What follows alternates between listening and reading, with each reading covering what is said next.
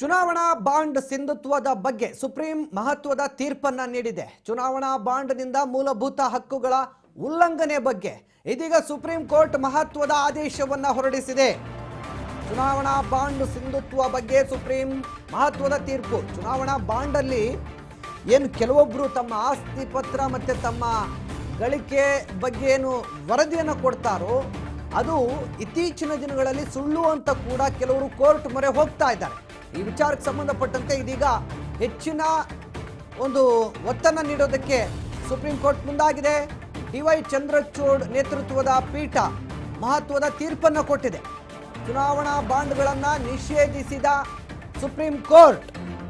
ನೋಡಿ, ಚುನಾವಣಾ ಬಾಂಡ್ ಅಂದ್ರೆ ಏನು, ಚುನಾವಣಾ ಬಾಂಡನ್ನೀಗ ಯಾಕೆ ನಿಷೇಧ ಮಾಡಬೇಕಾಯ್ತು, ಚುನಾವಣಾ ಬಾಂಡ್ ಸಿಂಧುತ್ವದ ಬಗ್ಗೆ ಸುಪ್ರೀಂ ಕೋರ್ಟ್ ಈಗ ಈ ತೀರ್ಪನ್ನು ಕೊಟ್ಟಿದೆ.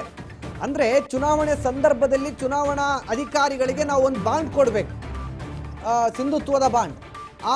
ಒಂದು ನಮ್ದು ಇಷ್ಟು ಆಸ್ತಿ ಇದೆ, ಇಷ್ಟು ಗಳಿಕೆ ಇದೆ, ಇಷ್ಟು ನಾವು ಸಂಪಾದನೆ ಮಾಡಿದ್ದೀವಿ ಅನ್ನೋದನ್ನು ದಾಖಲೆಗಳನ್ನು ಬಾಂಡ್ ಮೂಲಕ ಚುನಾವಣಾ ಅಧಿಕಾರಿಗಳಿಗೆ ಕೊಡಬೇಕು.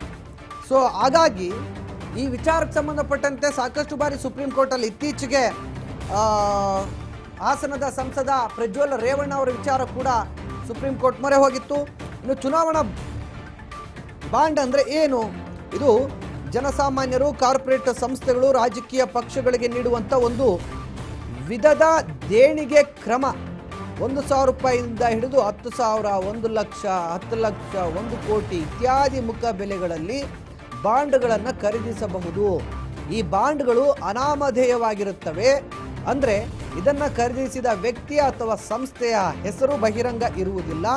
ಯಾವ ರಾಜಕೀಯ ಪಕ್ಷಕ್ಕೆ ದೇಣಿಗೆ ಕೊಡಲಾಗಿದೆ ಆ ಪಕ್ಷದ ಹೆಸರು ಬಹಿರಂಗ ಇರುವುದಿಲ್ಲ.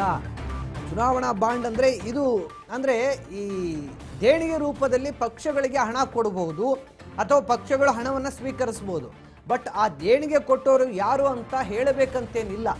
ಇದೊಂದು ಪ್ರಕ್ರಿಯೆ ನಮ್ಮ ಸಂವಿಧಾನದಲ್ಲೇ ಸೇರ್ಕೊಂಡು ಬಂದಿರೋದು. ಬಟ್ ಈಗ ಇದರ ಸಿಂಧುತ್ವವನ್ನು ಪಂಚಪೀಠ, ಸುಪ್ರೀಂ ಕೋರ್ಟ್ನ ಪಂಚಪೀಠ ಎತ್ತಿ ಹಿಡಿದಿದೆ. ಇದರ ಸಿಂಧುತ್ವವನ್ನು ಪ್ರಶ್ನೆ ಮಾಡಿದೆ.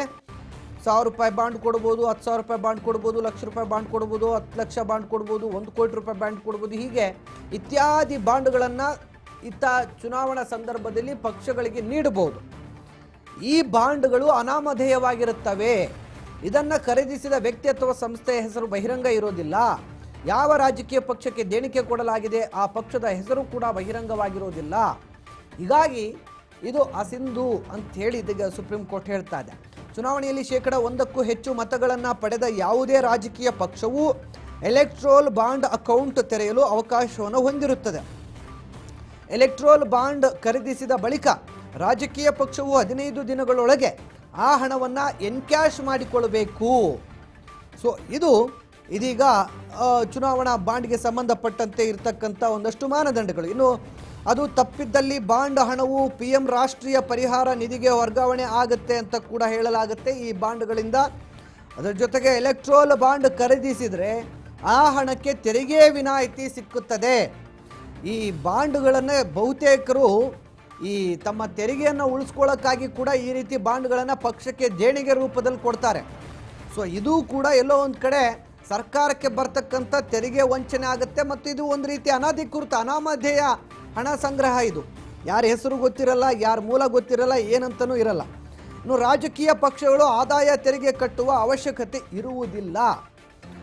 ಆದರೆ ಎಲೆಕ್ಟ್ರೋಲ್ ಬಾಂಡ್ ವಿತರಣೆ ಮಾಡುವ SBI ಇದಕ್ಕೆ ಸರ್ಕಾರದಿಂದ ನಿರ್ದಿಷ್ಟ ಶುಲ್ಕವನ್ನು ಪಡಿತಾ ಇದೆ.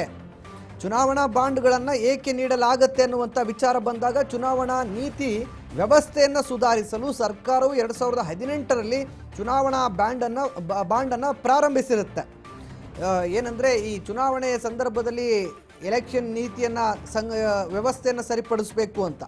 ಇನ್ನು ಯಾಕಂದರೆ ಆವಾಗ ಎಲೆಕ್ಷನ್ ಎದುರಿಸಬೇಕು ಅಂದರೆ ತುಂಬ ಕಷ್ಟ ಇತ್ತು. ಇಷ್ಟು ಮಟ್ಟಿಗೆ ಸರ್ಕಾರಕ್ಕೆ ತೆರಿಗೆ ಎಲ್ಲ ಹೋಗ್ತಾ ಇರಲಿಲ್ಲ. ಚುನಾವಣಾ ಇಲಾಖೆಗೂ ಕೂಡ ಅಷ್ಟು ಹಣ ಸಂಗ್ರಹ ಆಗ್ತಿರಲಿಲ್ಲ.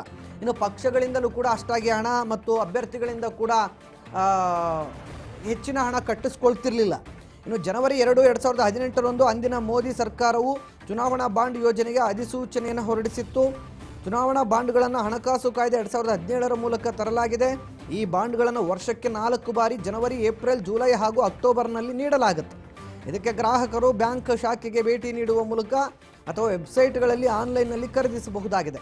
ಈ ರೀತಿ ಬಾಂಡ್ಗಳನ್ನು ಖರೀದಿ ಮಾಡ್ಬೋದು. ಅವರು 1,00,000, 10,000, 1 ಲಕ್ಷ, 10 ಲಕ್ಷ, 1 ಕೋಟಿ ಅಂತ ಅದನ್ನು ಅವ್ರು ಖರೀದಿ ಮಾಡಿ ಇವರು ಯಾರಿಗೆ ಬೇಕಾದ್ರೂ ಕೊಡ್ಬೋದು. ಅದು ಯಾರಿಗೆ ಕೊಟ್ಟಿದ್ದೀವಿ ಅಂತ ಹೇಳಬೇಕಾಗಿಲ್ಲ ಮತ್ತು ಅವರು ಇಸ್ಕೊಂಡವರು ಬಹಿರಂಗಪಡಿಸಬೇಕಾಗಿಲ್ಲ. ಹೀಗಾಗಿ ಇದು ಒಂದು ರೀತಿ ಅನಾಮಧೇಯ ವ್ಯವಹಾರ. ಚುನಾವಣಾ ಬಾಂಡ್ ವಿಶೇಷತೆ ಏನು? ಯಾವುದೇ ದಾನಿಯು ಸ್ಟೇಟ್ ಬ್ಯಾಂಕ್ ಆಫ್ ಇಂಡಿಯಾದಿಂದ 1 ಕೋಟಿ ರೂಪಾಯಿವರೆಗಿನ ಚುನಾವಣಾ ಬಾಂಡನ್ನು ಖರೀದಿಸಬಹುದು ಮತ್ತು ತನ್ನ ಗುರುತನ್ನು ಮರೆಮಾಚುವ ಮೂಲಕ ಅವರ ಆಯ್ಕೆಯ ರಾಜಕೀಯ ಪಕ್ಷಕ್ಕೆ ದೇಣಿಗೆಯಾಗಿ ನೀಡಬಹುದು. ಈ ವ್ಯವಸ್ಥೆಯ ದಾನಿಗಳ ಗುರುತನ್ನು ಬಹಿರಂಗಪಡಿಸುವುದಿಲ್ಲ. ಸೊ ಹೀಗೆ ಚುನಾವಣಾ ಬಾಂಡ್ಗೆ ಸಂಬಂಧಪಟ್ಟಂತೆ ಇವತ್ತು ಈ ವಿಚಾರ ಅಂದರೆ ಇಲ್ಲಿ ಎಷ್ಟು ಮ್ಯಾಜಿಕ್ ಇದೆ ಅಂತಂದರೆ, ಕೆಲವು ಸರಿ ಟಿಕೆಟ್ಗಾಗಿ ಕೋಟಿ ಕೇಳ್ತಾರೆ ಅಂತ ಅನ್ನೋ ಮಾತುಗಳು ಬರುತ್ತೆ. ಏನೋ ಕೊಟ್ಟಿದ್ದಾರಪ್ಪ ಹೈಕಮಾಂಡ್ಗೆ ಇವರು, ಅದಕ್ಕೆ ಇವ್ರಿಗೆ ಟಿಕೆಟ್ ಸಿಕ್ಕಿದೆ ಅಂತ ಕೆಲವೊಂದು ಮಾತುಗಳು ಕೇಳಿರ್ತೀವಿ. ಇಂಥ ಮಾತುಗಳು ಬಂದಾಗ ನಮ್ಗೆ ಅರ್ಥ ಆಗೋದು ಹೆಂಗೆ ಹೋಗುತ್ತೆ ಪಕ್ಷಕ್ಕೆ ದುಡ್ಡು ಅಂತಂದರೆ ಇಂಥ ದಾರಿಗಳಿಂದ ಹೋಗಬಹುದು ಅನ್ನುವಂಥ ಸಂದೇಹ ಉಟ್ಕೊಳ್ಳುತ್ತೆ. ಯಾಕಂದರೆ ಇಲ್ಲಿ ಯಾರು ಕೊಟ್ಟಾರಂತನೂ ಗೊತ್ತಾಗಲ್ಲ, ಹೇಗೆ ಕೊಟ್ಟರು ಅಂತಲೂ ಗೊತ್ತಾಗಲ್ಲ. ಅದನ್ನು ಇಸ್ಕೊಂಡವ್ರು ಬಹಿರಂಗ ಪಡಿಸ್ಬೇಕಂತೇನಿಲ್ಲ, ಕೊಟ್ಟವ್ರು ಬಹಿರಂಗ ಪಡಿಸ್ಬೇಕಂತೇನಿಲ್ಲ. ಮತ್ತು SBI ಬ್ಯಾಂಕ್ ಕೂಡ ಅದನ್ನು ಮರೆಮಾಚುತ್ತೆ. ಅದು ಆ ಒಂದು ವಿಚಾರಗಳನ್ನು ಅವ್ರು ಬೇಕಾದರೆ ಹೋಲ್ಡ್ ಮಾಡ್ಬೋದು. ಅದನ್ನು ಯಾರಿಗೂ ಅವರು ಬಹಿರಂಗ ಪಡಿಸ್ಬೇಕಾಗಿಲ್ಲ. ಈ ರೀತಿಯಾಗಿ ಆಗೋದ್ರಿಂದ ಚುನಾವಣಾ ವ್ಯವಸ್ಥೆ ದಾರಿ ತಪ್ಪುತ್ತೆ. ಪಕ್ಷಗಳಿಗೆ ದೇಣಿಗೆ ಸಂಗ್ರಹ ಅನ್ನೋ ನೆಪದಲ್ಲಿ ಕೋಟಿ ದುಡ್ಡು ಸುರಿದು ಟಿಕೆಟ್ ಗಿಟ್ಟಿಸಿಕೊಳ್ಳುವಂಥ ಅಕ್ರಮ ವ್ಯವಹಾರ ನಡೀಬೋದು. ಈ ಹಿನ್ನೆಲೆ ಈಗ ಇದೊಂದು ರೀತಿ ಅನಾಮಧೇಯ ವ್ಯವಹಾರ. ಹಾಗಾಗಿ ಇದು ಎಷ್ಟರ ಮಟ್ಟಿಗೆ ಸರಿ ಅಂತ ಈಗ ಸುಪ್ರೀಂ ಕೋರ್ಟ್ ಸೂಚನೆ ಕೊಟ್ಟಿದೆ. ಇದನ್ನು ನಿಷೇಧ ಮಾಡಿ ಅಂಥೇಳಿ ಈಗ ಸುಪ್ರೀಂ ಕೋರ್ಟ್ ಆದೇಶ ಕೊಟ್ಟಿದೆ. ಆಮೇಲೆ ಸರ್ಕಾರ ಈಗ ಸುಪ್ರೀಂ ಕೋರ್ಟ್ ಮುಂದೆ ಏನು ಹೋಗಿ ವಾದ ಮಂಡಿಸುತ್ತೋ ಗೊತ್ತಿಲ್ಲ. ಸದ್ಯಕ್ಕೆ ಸುಪ್ರೀಂ ಕೋರ್ಟ್ ಇದು ಅಸಿಂಧು, ಇದರ ಸಿಂಧುತ್ವವನ್ನು ಪ್ರಶ್ನೆ ಮಾಡಲಾಗಿದೆ. ಈಗ ಇದು ಅಸಿಂಧುತ್ವವನ್ನು ಪಡೆದುಕೊಂಡಿದೆ. ಹೀಗಾಗಿ ಈ ಒಂದು ಪ್ರಕ್ರಿಯೆ ಸರಿ ಇಲ್ಲ, ಇದಕ್ಕೆ ಬ್ರೇಕ್ ಹಾಕಬೇಕು ಸರ್ಕಾರ ಅಂತೇಳಿ ಈಗ ಆದೇಶ ಕೊಟ್ಟಾಗಿದೆ. ಈ ಮೂಲಕ ಏನು 2018ರಲ್ಲಿ ಇದನ್ನು ಜಾರಿಗೆ ತಂದಿದ್ರು, ಈಗ ಇದನ್ನು ನಿಲ್ಲಿಸುವಂಥ ಪ್ರಕ್ರಿಯೆಗೆ ಮುಂದಾಗ್ತಾ ಇದೆ ಕೋರ್ಟ್. ಒಟ್ಟಿನಲ್ಲಿ ರಾಜಕೀಯ ಪಕ್ಷವು ಎಲೆಕ್ಟ್ರೋಲ್ ಬಾಂಡ್ ಅಕೌಂಟನ್ನು ತೆರೆಯಲು ಅವಕಾಶವನ್ನು ಹೊಂದಿದ್ದು ಈ ಮೂಲಕ ಕೋಟಿ ದೇಣಿಗೆಯನ್ನು ಸಂಗ್ರಹಿಸ್ತಾ ಇದೆ.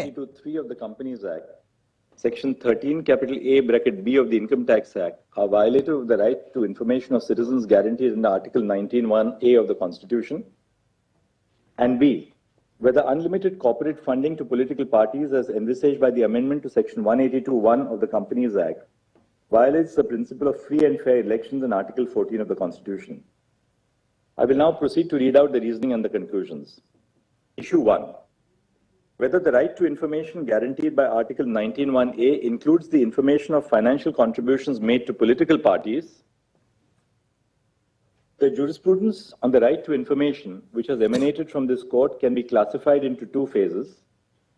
In the first phase, the focus of this court was on the close relationship between open governance and information. The judgments in this phase were premised on the principle that the citizens have a duty to hold the government of the day accountable for their actions and inactions, and they can effectively fulfill this duty only if the government is open and not clothed in secrecy. In the second phase, this court recognized the importance of information to form views on social, cultural, and political issues, and participate in and contribute to discussions in the polity. Justice Sanjeev Khanna. Both opinions of this court arrive at the same conclusion, though there is a slight variance in the reasoning which has been adopted. The present batch of petitions raises the following issues. A, whether the non-disclosure of information on voluntary contributions to political parties according to the Electoral Bond Scheme and the amendments to Section 29C of the Representation of Peoples Act, Section 182(3) of the Companies Act, Section 13 capital A bracket B of the Income Tax Act are violative of the right to information of citizens guaranteed under Article 19(1)A of the Constitution, and B, whether unlimited corporate funding to political parties as envisaged by the amendment to Section 182(1) of the Companies Act violates the principle of free and fair elections in Article 14 of the Constitution. I will now proceed to read out the reasoning and the conclusions. Issue 1. Whether the right to information guaranteed by Article 19(1)A includes the information of financial contributions made to political parties.